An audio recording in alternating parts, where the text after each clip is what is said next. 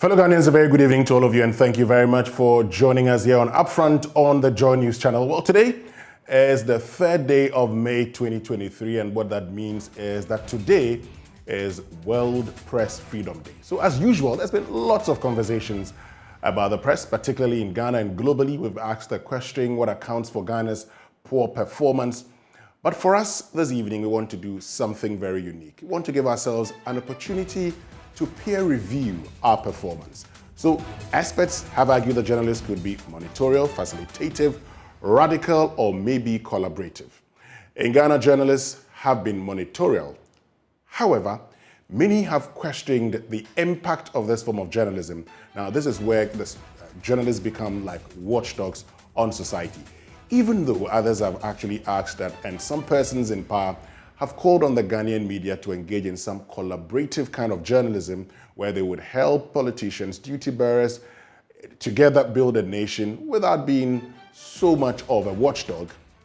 This evening, as we mark World Press Freedom Day under the theme Shaping a Future of Rights, freedom of expression as a driver for all other human rights, I want us to focus on the role of journalists in delivering on the public expectations. What do Ghanaians expect from the Ghanaian journalists? Well, they expect Ghanaian journalists to do a lot of things. In fact, if you go out there today, many people would say, you don't talk so much about our problems. You don't hold people accountable. But the question is, what is preventing the journalists from holding these duty bearers accountable?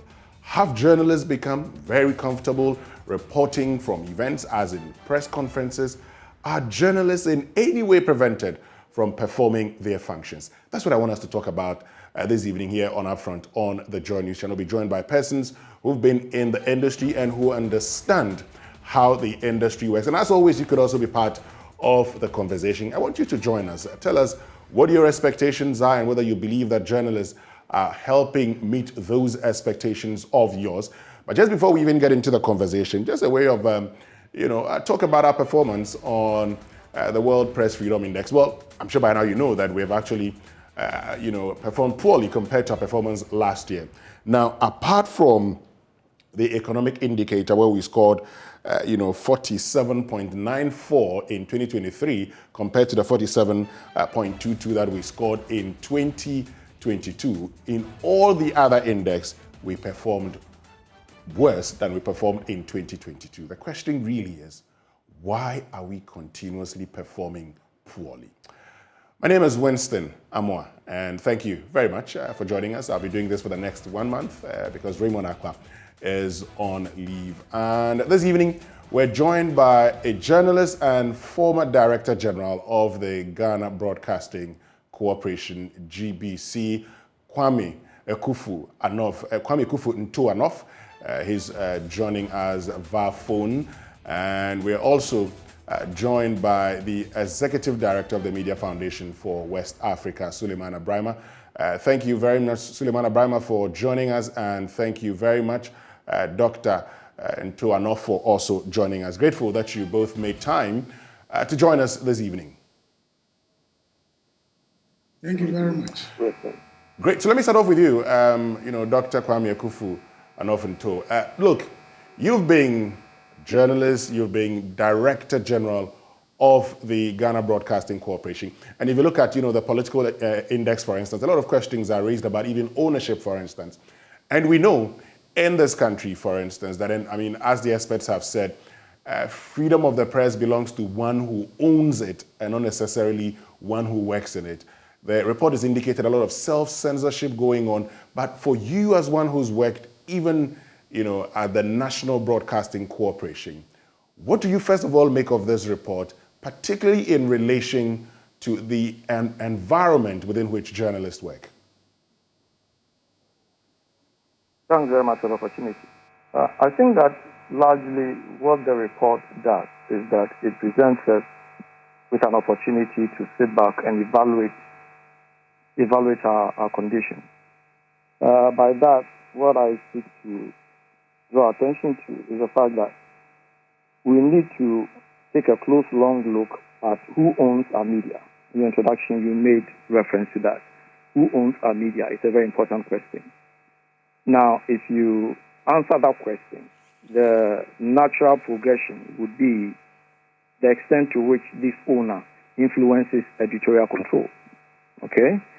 And the forms of influences that eventually affect, editorial independence and all of that.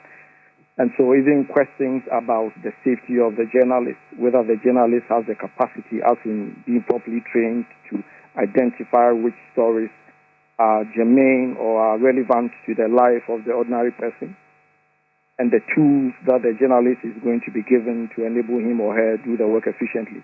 All these are factors that ultimately would affect, a journalist's output.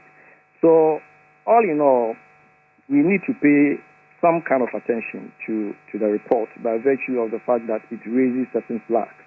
Of course, we performed quite well in certain areas, but there are certain areas too that we didn't do well.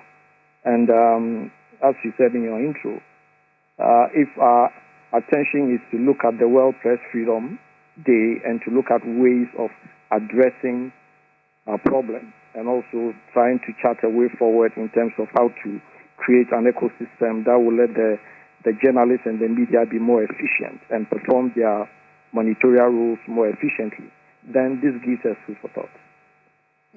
Now you've been in this industry, you've practiced, you've been Director General before, and so I can ask you this very simple question. Who controls the news in Ghana? You've talked about ownership, but the key point really is the control of the news. So who controls the news? Well, the news is just a format of the vast, bouquet of content. A vast bouquet of content that the journalists would produce. And to a very great extent, unless you are a blogger or you are an independent producer-director, so long as you work within a media environment, there is a certain constraint on the way you work. Okay? To the extent that your beat is determined by your news editor, that in itself is a constraint. If you are not told to go to court and go and report a case, you don't just wake up one fine morning and decide that I'm going to report. And so even when the beat has been, given to you, depending upon the nature of your news culture, the frame will be given to you by the news editor and say, you know what, when you go, frame it as this. Don't frame it as that. When you go, I expect you to come out with these kinds of sources. Speak to this lawyer, speak to this expert, speak to that. Okay? All those could be said to be constrained. All right? And, of course, this happens within a typical media environment. So, in fact, the news as it is, it is not just a simple matter of somebody determining that this issue is worthy of pursuit, so go and cover it. There are lots of factors that will determine, including, as I said, the determination of what constitutes news, whether this news would hurt the interest of the media organization from which you are reporting, and that also is part of the ownership I was talking to you about. And even if the person involved happens to be one of your foremost advertisers or sponsors, you are going to be, it might not be you, but the editor is going to be careful about how he frames the story. So all those things are factors. They might be unseen, but they are still very strong factors that constrain or enable a journalist to perform optimally. Let me bring in Suleiman Abraham at this point, because he's been engaging with journalists also. And I'll get back to you, Doc, shortly. But Suleiman, the point, and I started the introduction from ownership and the role ownership plays also in the control of the news. Now, all we want to do here is that many people expect journalists to be able to hold duty bearers accountable. They expect them to help in the transformation of the country by virtue of the ensuring that one, we fight corruption, two, when people are not doing the things well, we draw the attention to it. But for many of these persons, they say the journalists are not doing well. Now, Doc has raised the question about ownership, and I have added the control of the news. He's brought in editors and everything. But these editors are journalists who are supposed to understand the job, isn't it? Well, thank you, Winston. A number of factors may determine what and how journalists and news organizations go about their work. And I share the sentiments that in Ghana today, the media or journalists are not really asserting that fundamental role that the Constitution grants us to hold duty bearers accountable. Indeed, if you read the provisions on media freedoms in our Constitution, they are quite elaborate. And you notice that towards the end, the Constitution then says something that suggests why all those freedoms have been granted. And it talks about the media being free to hold the responsibility of those in power accountable to the people, as well as promoting the objectives, aspirations, and whatever the Constitution stands for. I believe at the beginning of our democracy, people will tell you how critical journalists were. And I've practiced before, and those days I knew what could qualify as a front page story and what wouldn't. Today, that is not what we are witnessing. And the factors, the reasons are quite diverse. I share the view that Dr.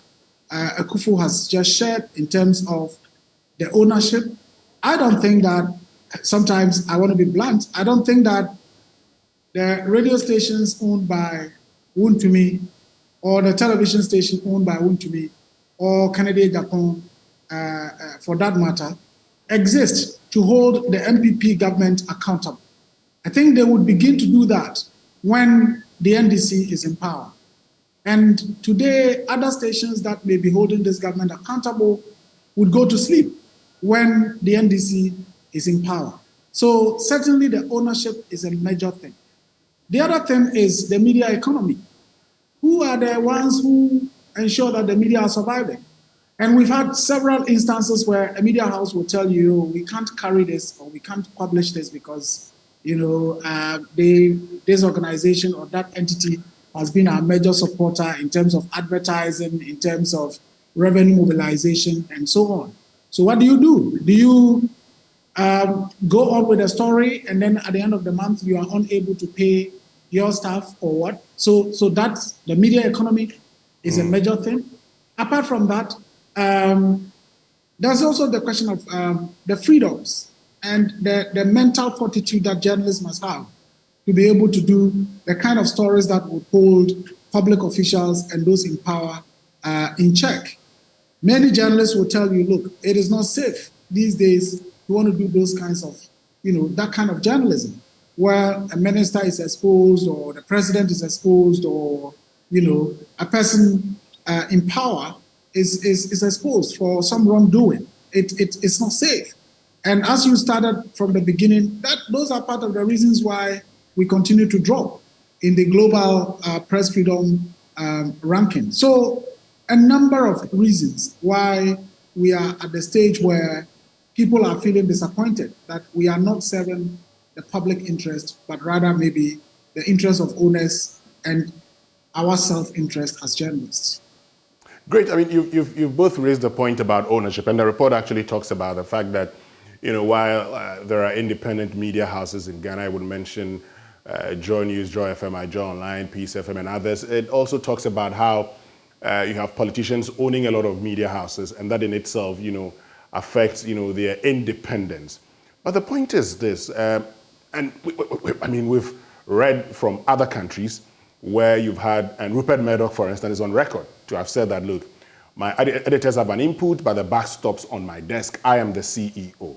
But that notwithstanding, in many of these jurisdictions also, you have these journalists adhering to principles of journalism that would ensure fairness. So while they may not talk about it the way they may not talk about the Republican Party the way they would talk about the Democrats and vice versa, they at least talk about them.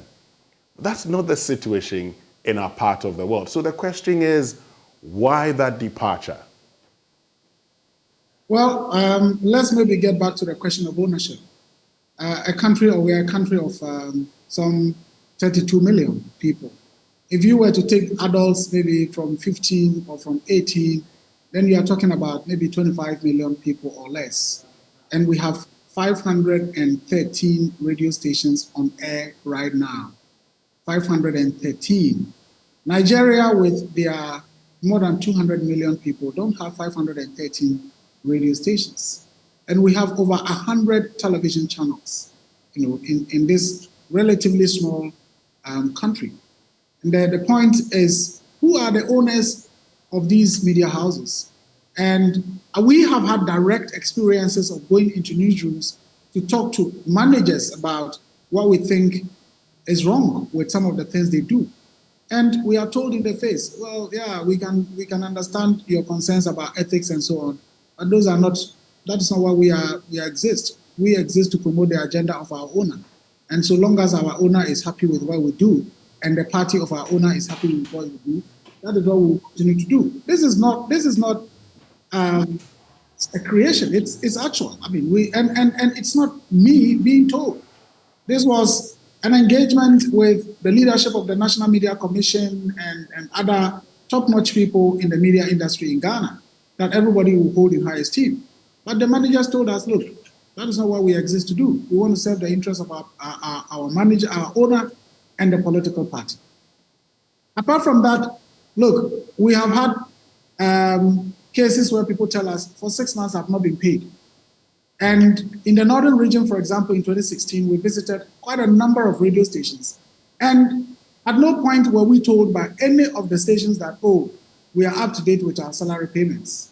Where they will say, oh, we are better, they'll tell you, oh, we only owe them 3 months. So people are supposed to be working as journalists and are not being paid at the end of the month. So those people, how do you expect that they survive? How do they get up in the morning and are able to get to their newsrooms to be able to do the stories? Well, some people have to finance that. And of course, if somebody is funding you, there's a limit to what you can do. So our situation is quite dire. And the very few who would want to do what real journalism is, then face the trouble of harassment, abuses, attacks, arrest, detentions, and all of that. And sometimes the most painful thing is that when you have done what is supposed to be a great piece of journalistic work, holding public officials accountable, it is your own colleagues in other media organizations that will try to run you down because your interest is or what you have done is at variance with their interests. So, it's a very, very dire situation. And the earlier we salvage the situation, the better for all of us. Okay, let me bring Dr. Anofinto in here at this point. And because you've been Director General of the state broadcaster, I just would want some practical experiences. So were there times that, you felt that you were being, there was some bit of interference from, say, government in your work, at least now that you're off, we can have this frank conversation. Did you ever experience that? Well, I think that what you need to bear in mind is that the Director General, in theory, is also the Editor-in-Chief. Sure. And so, by my definition, the buck stops with me, in spite of the fact that I'm not a hands-on person in terms of newsroom decisions, okay? Sure. But I'm the Editor-in-Chief, so to speak. Typically, once again, ownership is not a simple matter of the one who has acquired the media entity. It is also the power to employ like-minded people who would prosecute his or her agenda, even in his absence. So he doesn't need to be personally at post to be able to ensure that his vision or his agenda, his or her agenda, is prosecuted. Bear in mind, anybody who owns media will own it for one of three reasons: either for political power, for profit, or for public interest. Now, when you are the Director General of an institution like the Ghana Broadcasting Corporation, you never lose sight of the fact that you have a wide range of public. Okay? And so once upon a time, during the early part of the Fourth Republic, and even during the military regime, stories are told about ministers who could walk into the newsroom and tell editors which sound bites to use and all of that. Today, they don't even need to walk into the newsroom to do those. They have surrogates who think along similar lines. Okay, and I mean, in your introduction, you spoke about advocacy journalism.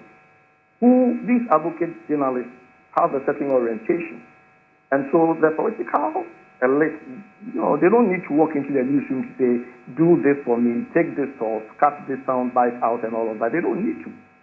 All right, they have like-minded surrogates who will be in those newsrooms performing those functions, either because the owner has acquired the property for political power or has acquired it for profit, and very seldom for public interest. So to answer your question directly, if there is any political interference, it will not come in the form of do this news story, don't do that news story, cut this soundbite out, take this soundbite. That will not be the nature of the political interference. If there's going to be any political interference at all, and during my time, I mean, I wouldn't call them interference. I mean, once in a while you find somebody saying, "Would you do this for me?" Ask politely, "Is it possible?" If it is, it will be done. If not, it will not be done. But nobody is going to, hang your neck because you are not able to do it. But there are times that you feel pressure that, this person wants this done. But of course, to the extent that the media is there to hold people in power account, and to the extent that what you are being told to cover is relevant to the public, there's nothing really wrong with covering it. It is how you cover it. How you cover it. And if the coverage is not stenographic, that is to say, it is not he said, and you are more critical, you go beyond the obvious, you go to subtext, you go to multiple sources, and you collaborate your facts, if that is the kind of journalism you are doing, then it doesn't matter too much what it is you cover. It is more how you cover it. You've raised a point about surrogates, and when you started the earlier point, you talked about editors also. And yes, the literature would always tell you, for instance, that even sometimes self-censorship becomes an issue. And so there are times that the journalist himself looks at it and says, well, I mean, based on my house style and everything, this is not a story that I have to do.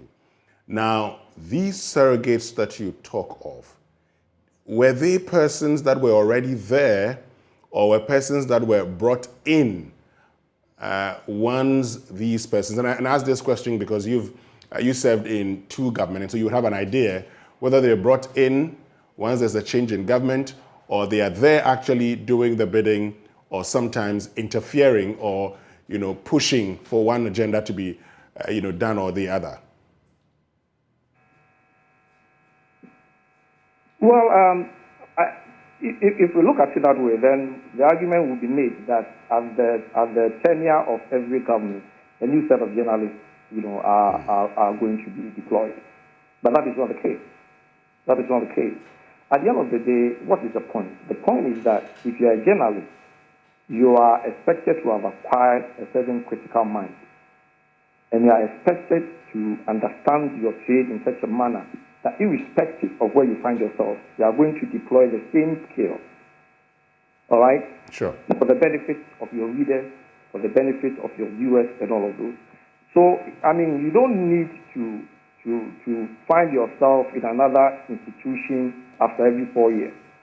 The point remains that if there is a change in government, and the government, editorial philosophy or media philosophy differs from the previous one, you can understand that a typical journalist will be sensitive to it, and those that are acquired to pursue a certain political agenda would naturally orient themselves in that direction. And that is what my friend Suleimana, very rightly pointed out, that when you find media that are being acquired within the, within a certain regime, as you said, I mean, let's say Net2 or Wuntunis or whatever, to the extent that they are converged media, it means that the same story is likely going to find expression on other platforms.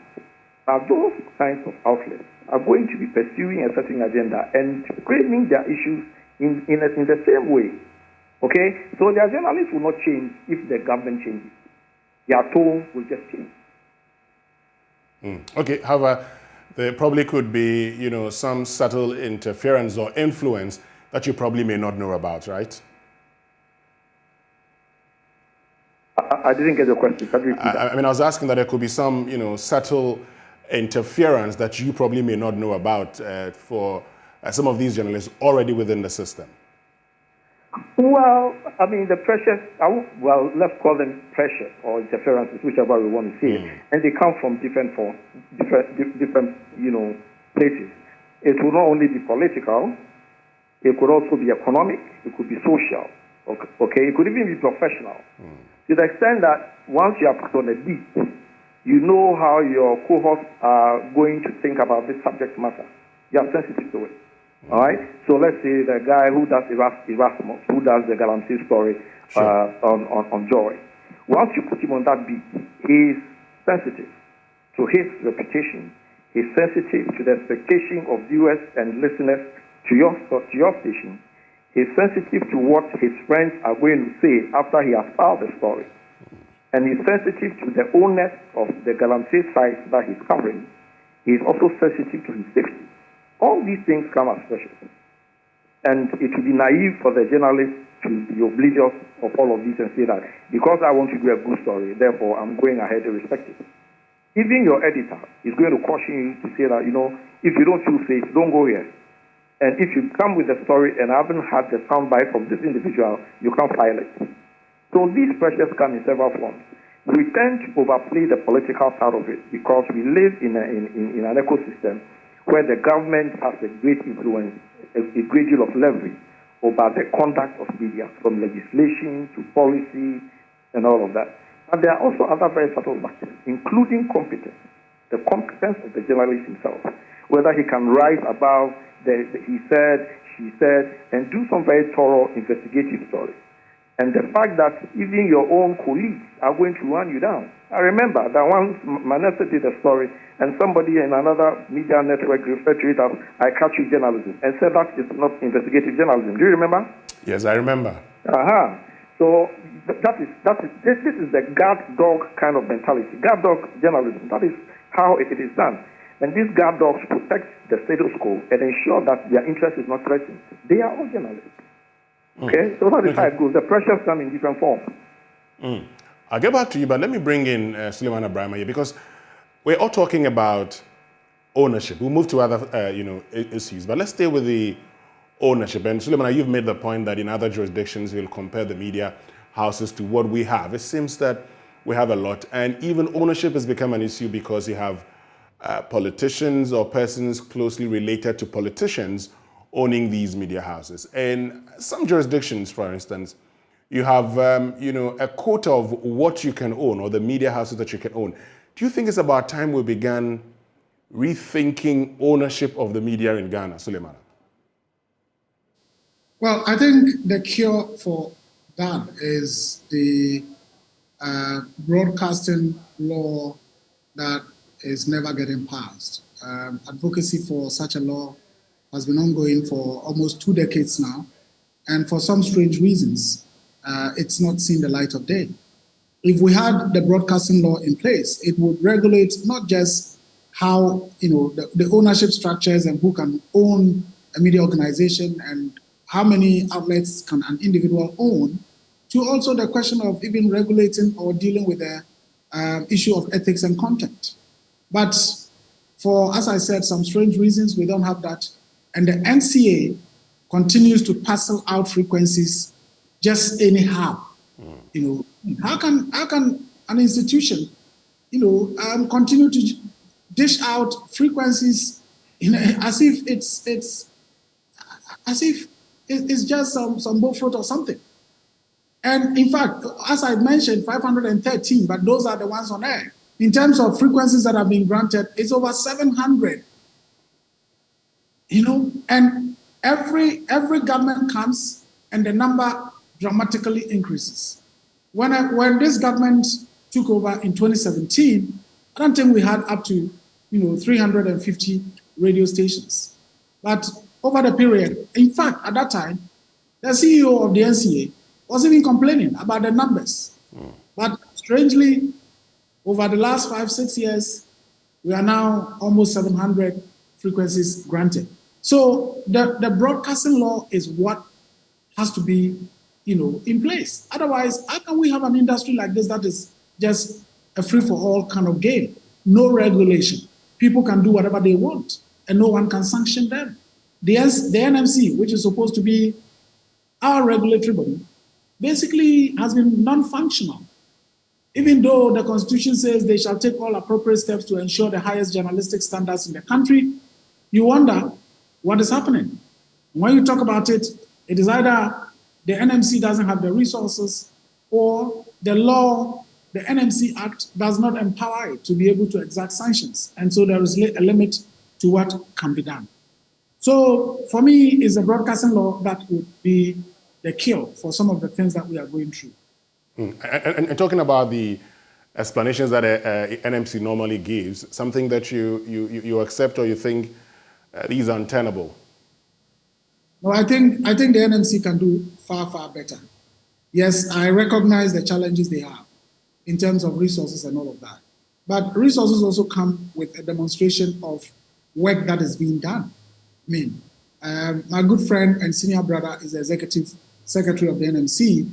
But sometimes some of these things we must say. As we speak today, the NMC, as an institution that existed for almost 30 years now, doesn't even have a website. A website. I mean, what resources would it take to be able to have a website? So if I want to know historically who have been the chairpersons of the NMC, I either have to go to the NMC offices or maybe resort to some archival document somewhere to be able to have that. Right now, even if I want to know who are the members of the commission right now, I have to either call people or Google a news item about when they were sworn in to be able to read who the commissioners are. So yes, there is that issue about legislation to empower the NMC. Yes, there are resource limitations, but I believe almost every institution would have resource limitations. And I believe that the NMC can really do better than it is doing now to earn the recognition that they must have and to be able to attract the resources that they really and honestly deserve to be able to do the work that they have to do. But unfortunately, I think that they are not doing as expected. Okay, let's talk about ourselves also as journalists. And, Dr. Anofinto earlier talked about the he said journalism. And in my introduction, I talked about whether we've become so used to events. And today you have lots of journalists going to events and trying as much as possible to cover these events, and that's the end of it. Some have made the case that it's because of the economic situation in which they find themselves, and so these persons would want to go out there and get something as in TNT, and that would be by way of sustenance. How has the economic conditions of journalists affected their performance, Suleimana? Well, I would say the economic conditions of media organizations, because media organizations employ journalists. Sure. And are supposed to equip and empower them to be able to do their work.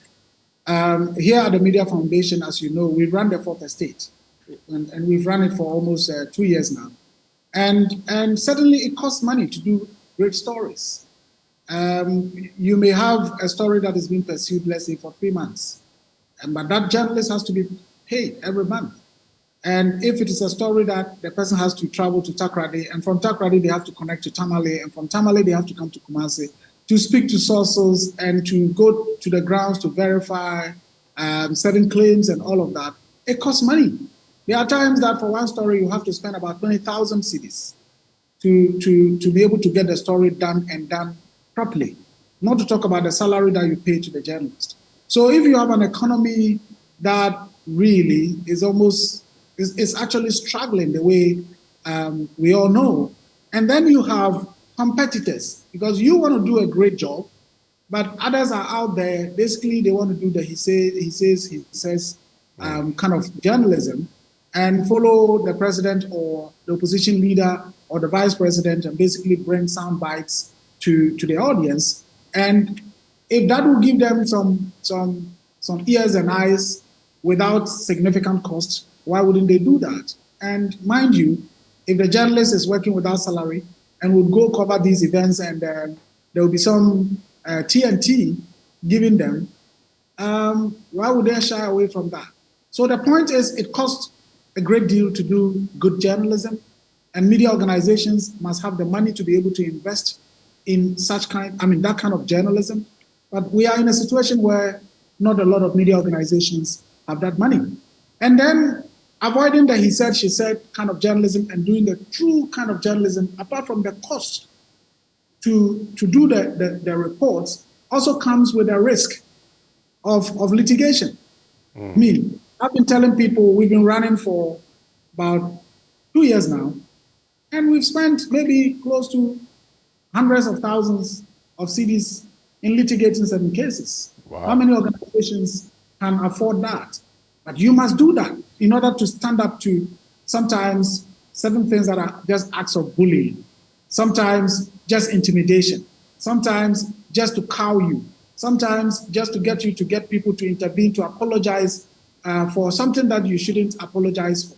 So it's a very difficult situation, but we need to get to the point where the Ghanaian people who are complaining about the quality of journalism must also be interested in supporting, journalists or media organizations who do quality journalism. Elsewhere, it is either membership contributions, it is either paywalls that people are subscribing and paying, it is people or individuals who appreciate the value of quality journalism and are making donations to news organizations to do the journalism that they deserve. So all these things are issues that we have to consider.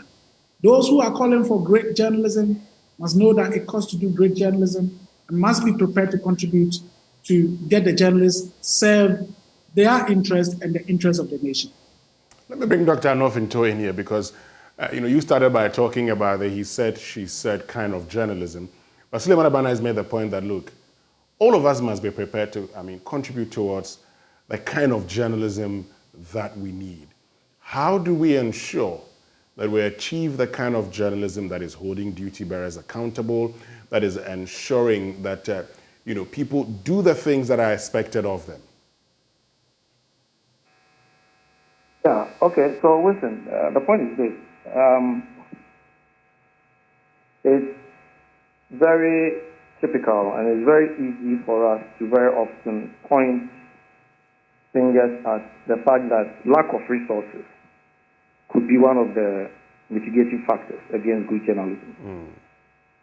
We could also talk about the fact that the news cycle, as it is now, does not give you any breathing space to conceptualize an idea, run it down from synopsis, get the needed sources that are required, write a thorough script, do your follow-ups, and do a proper story before you go on air, the bulletin goes on air.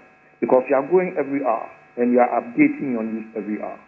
So the news cycle now is different from the news cycle 20 years ago. Sure. When GBC, for example, was doing its first major news bulletin, was at 7 o'clock. All right? And then maybe the following day, noon, it will do a 30-minute bulletin, and then it will do a 7 o'clock again and do a 10 o'clock, half hour, 10:30. That gives you time to update. It is no longer the case. Okay? And so you find yourself that you are running fast just so you could stand at the same place. You don't have sufficient time. And that is why the kind of journalism that you are talking about occurs. Information subsidies, that is how we call them in the literature, is when your source identifies that you need this kind of story to fill your bulletin. And that is why public relations, political entities with their media outlets and all of those frame their stories a certain way just so they will be presentable for you to include into your bulletin. And so it is very easy for you to go for news conferences, follow events, and all of that. Ideally, that should not be the case. But as I said, it's because these are information subsidies. They are easy to do. It doesn't cost you that much money. It is not controversial. Okay, so this is what you are going to be orienting yourself towards because it's easy. Okay, so if you look at the flip side of it, what does it mean? What would it mean for me to do that? For me, what prevents us from doing that, as I said, might be the news cycle. But increasingly, I'm coming to the conclusion that the competence of the journalist in my opinion, is the biggest setback. We have some very fine journalists who know their work, but increasingly, I am coming to the conclusion that if you give the Ghanaian journalist, average Ghanaian journalist, all the tools that he or she requires, and put this person on the beat and said, in 24 hours, give me a well-researched story, you might not be very proud about what you are going to find. Averagely, of course, you find outstanding journalists who will come out with all kinds of, perspectives and all of that. But on the whole, yeah, I mean, competence, in my opinion, is the biggest setback. The quality of journalism that we have, even if you are covering a very simple event story, you still have the capacity to give a perspective. Let's say you are covering the President's State of the Nation's address. All right? That is not the first time he's doing it. You would have done it 2 or 3 times before. If you are going to cover it this time, wouldn't you be interested in some of the things he said 2 or 3 years before? Exactly. And on the basis of that, when he does it this time, wouldn't you be interested in drawing attention to Mr. President? This is what you said 2 years ago. You said it last year. You are saying it down. Does it mean that there hasn't been any policy shift? Why hasn't this thing been brought, to any conclusion? These are questions that you should pose, and these critical questions you pose only when you have read and you are analytical. And so it doesn't matter too much the event. For me, it is more your capacity and how you cover whatever event you are confronted with. So for you, the average Ghanaian journalist today, or some Ghanaian journalists today, are not very competent on the job. In fact, they are incompetent because they've also become very lazy, right? They have become very lazy. I'll put it that way. I mean, and I'm not generalizing it. I mean, that is not the standard, all right? I'm simply saying that because of this culture of covering events, okay, people don't even pay attention to what is being said. They will rather wait and get the address of the speaker, and on their way just mark out the critical points and do a story out of it. Let me Yes, yeah. Go ahead. Yeah, so I'm saying that this the culture kind of, devalues and dilutes the quality of journalism. Of course, I mean, I keep coming back to this caveat, lest I'll be misconstrued to say that our journalism is substandard. That's not the point I'm making. I'm saying that the news cycle poses its own problems, and because of that, journalists orient themselves to a certain kind of story. And because the sources also know that you need that, they also package their stories through information subsidies so that you can come and cover. So it's a cycle, and we never seem to be able to break out of it. Let me hear from Suleiman Abraham on this, because, Dr. Nofinto makes the point. He says he's come to the conclusion that some journalists are not competent, and, sometimes you expect very basic things from them. Suleiman, what's your take on this? Well, I think that it's not just limited to journalism. In almost every profession in our country today, you would have those capacity deficits or gaps. I think what's really missing is not just the inefficiencies of the journalist, but the deficit of newsroom leadership. Because those of us who have practiced before, you would come to appreciate that at some point your orientation, your philosophy, your capacity, your attitude towards journalism is shaped by whoever was your editor. As I keep saying, when I was practicing at the Chronicle under the leadership of Nana Kofi Kumsen, you know what story would make, make it to the print the next day. So if you can't just present any story and think that, this story will fly, it wouldn't go anywhere. So over time, you realize that, look, I cannot just go and do he said kind of stories and then present it. Well, at best, maybe if the typesetters discover that, we still need a certain piece of item to fill some page 22 or page 17, and your story is there, they'll just perhaps dump it there. But you would come to realize that, look, it's about a serious business. But if you have a situation where the journalist is the editor and then the news manager and everything, and whatever he or she decides is what goes, that's where we have the problem.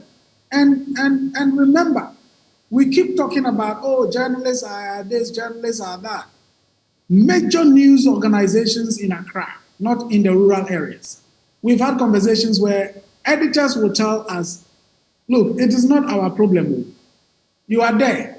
The CEO comes, especially the local language networks. The CEO comes with a young man or a young woman and tells you, oh, this person was brought up in the chief's palace. He or she is so eloquent. He is able to give a lot of proverbs. He can illustrate and so on. Tomorrow morning, let him be on the bulletin. And who are you to say no? This is your CEO. And that is the practice we are having now, where people are just picked up from anywhere. And the mistake we also make is we hear the voice on radio or TV, say, oh, that's a journalist. You hear the person sitting on a panel, oh, that's a journalist. The person moderating a program, oh, that's a journalist. I think we've gotten to the point where we need to distinguish and say, look, the journalists are the folks doing the real work, but these are just moderators, eloquent speakers who are behind the microphones and, presenting the news with illustrations and so on and so forth. But unfortunately, they will say, oh, is central for. No central for, no, you see. You go to the places outside Accra, and majority of the people behind the consoles may not have even had post-secondary education. And yet we will call them journalists. In their communities, they are the journalists. And their standard is used to judge the standards of journalism in our country. So I think that we've gotten to the point where we need to be honest with ourselves, that the nurse or the teacher or the assemblyman, the assemblywoman, who handles a program on a local radio network should not necessarily be described as a journalist, and then the standard that he or she has, we use it to say, oh, journalists are doing a poor job and so on. But again, all that comes down to, is there leadership and competence in the newsrooms? So if you have a serious editor who is able to mentor, guide, shape these journalists in our newsrooms, I think gradually we will overcome it. And we have a situation where, as I said, we don't have that leadership in the newsrooms anymore. Okay, but that point that you make, and there are there's been lots of debates here and there as to who should be the journalist. So who do we consider as the journalist from your point of view? Well, we have media workers and we have journalists. Otherwise, why? Somebody who is maybe eloquent in Kusal or eloquent in Dabani, and then the next day they put him or her behind the microphone and say, oh, a journalist. No, that's why there are journalism schools. And of course, people may not go to journalism school and yet would work in compliance or in line with the ethics, be professional, and so on. Yes, those people can be, regarded as doing journalism, but not a wholesale kind of thing where anybody at all whose voice is, on radio or whose face is on television is described as a journalist. If you are doing your work in line with the professional ethics and all of that, fine. You can be regarded as a journalist. But we shouldn't continue to treat this phenomenon of calling everyone a journalist because they are writing a blog or, they are doing a podcast, sharing their personal opinion or doing celebrity stuff or doing gossip. And then we use their standards to say, oh, see, journalism standards has completely fallen. Look at this guy. He's a journalist. But listen to the kind of things he's saying, dramatizing, illustrating in the news. So journalists, they say they're journalists. I think we need to be really serious at looking at that particular issue. Let me get, Dr. Anofinto's view on this. We'll be wrapping up shortly. We just have about 5 minutes to go. Dr. Anofinto, so Suleiman has made that point. He says that sometimes also these persons that you hear of, put in there, they're asking questions, they're media workers, presenters maybe, and not necessarily journalists. And so maybe we should begin, looking at those who are journalists and those who are not. What do you say to that? I think it's fair, and he's right. He's right in saying that, the point is this. Even if you find yourself within the newsroom setting, the institutional practice should improve upon whatever it is that you bring within that space. And the literature will tell you that a journalist looks out for his sources, an editor looks out for his reader or for his audience, okay, his viewers. And so between the two of you, you are covering as many publics as possible. And Winston, I'm sure you've been within that space for quite a while. I'm sure you've sent stories to your editor and he's told you, go back there and get this particular source to comment on this part of the story because this part of the story is skewed. Sure. You don't come across as balanced. I can't see how you arrived at this conclusion. You need another source to be able to authenticate this part of the argument you're making. That has happened to every serious journalist before. And that happens when the institutional culture allows you to take a step back and the processes would review whatever it is you throw at it and say that go and do A, B, C, D, E. Today, as my brother Suleimana said, you have people who are presenters, producers, directors, executive producers. They've combined all the roles into one. And so when they are on air, there is no backup. Nobody is able to tell you, look, you are skewing in this direction, you need to come back, call this person, authenticate this source, and those things don't happen. So I agree with him. There are many people who are parading as journalists because they have access to microphones. In fact, some of these people should not even be walking 5 kilometers radius of any broadcasting station. But they are sitting behind microphones and making very damning statements about people, saying all kinds of things, throwing up single source stories without any verification, without any authentication and all of that. And they are being carried by media outlets. And so that in itself is troubling. So once again, what does that mean? There has to be some form of self-regulation to begin with. And in the absence of this self-regulation, some kind of external regulation bringing these people to order.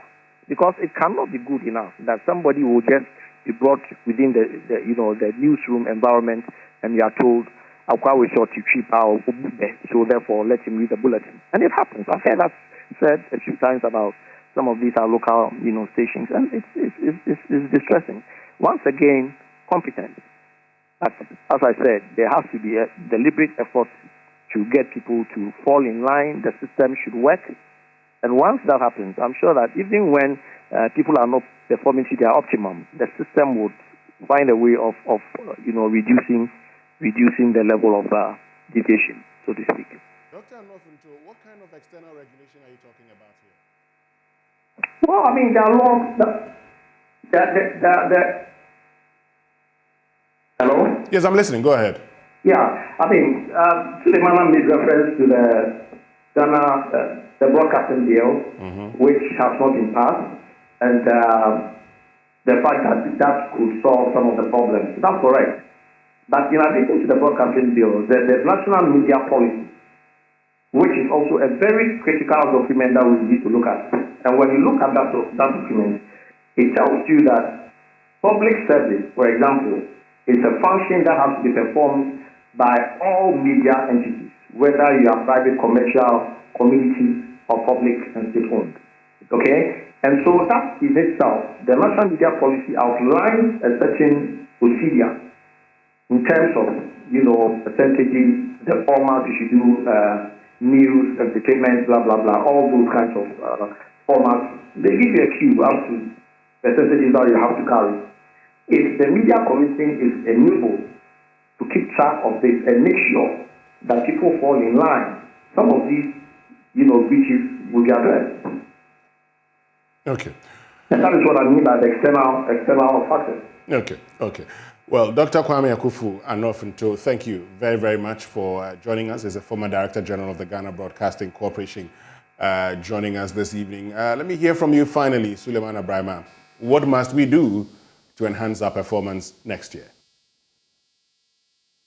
Well, I think that the government and government officials must move away from rhetoric to action. We've been hearing about the National Comprehensive Framework on Safety of Journalists for the last 3 years. And indeed, there is nothing like that. We don't have a National Comprehensive Framework on Safety of Journalists. Sometimes even efforts that are being made to establish certain mechanisms and frameworks with some institutions go through, processes that from people who seek to undermine such efforts. I think that the police service must also move away from somehow, I should say, being used to pursue journalists on this whole obnoxious law on publication of false news, which the President Akufo-Addo, then candidate Akufo-Addo, described as unconstitutional and something that the government at the time was basically using to stifle press freedom. And the government must genuinely show a commitment to press freedom. We keep hearing that, oh, we'll find the killers of Ahmed Swaleh and bring them to justice. It's always been talk. I think we need to move away from that. And on our part, as journalists and media organizations, we also need to do our part in terms of ensuring that we up our game to earn public confidence so that when we are under attack, the public will be on our side. Thank you very much, Suleiman Abrahama, for joining us, who is Executive Director of the Media Foundation for West Africa. My name is Winston Amon. Thank you very much for joining us. Up next is Joy News Prime. See you tomorrow.